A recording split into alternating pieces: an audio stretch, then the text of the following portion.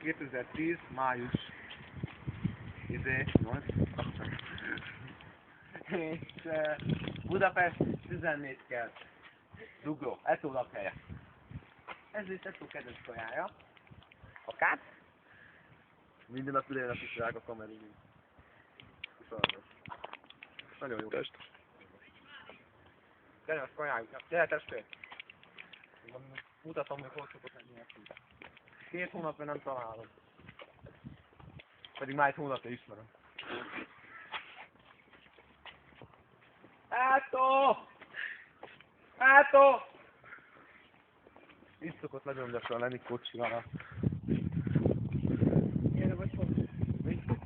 Gyere vagy fontos. Vállal izét is, kerékcserét is kajakra. Ja, most nem tudom használni szó.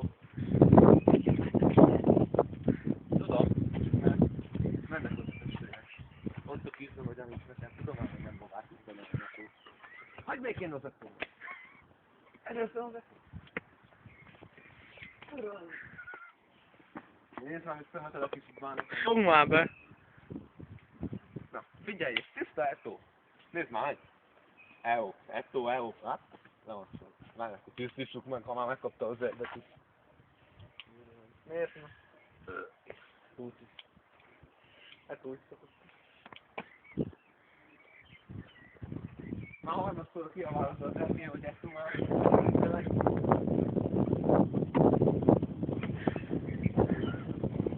Eto!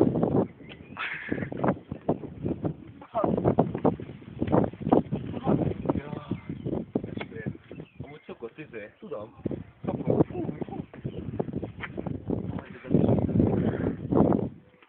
No.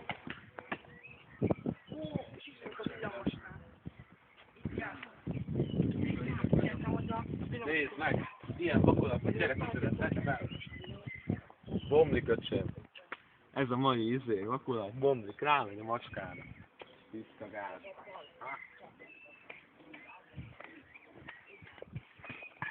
Hívtébe is bemászhat. Eto! Mit cincok? Nem tudnak erről. Nem Eto volt.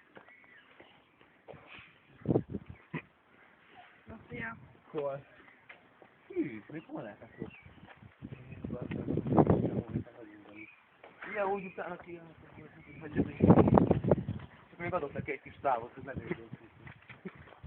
Erőlőgép átolja. Na, belépődök, értünk? Igen.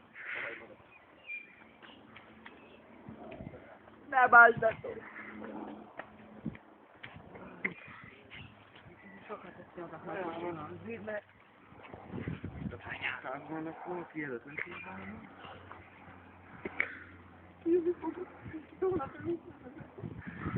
Hónapja! Ezt beírott a kistikát, az is! Tőket. Csak egy szeret, hogy például. Hagyd nekem az Etómat!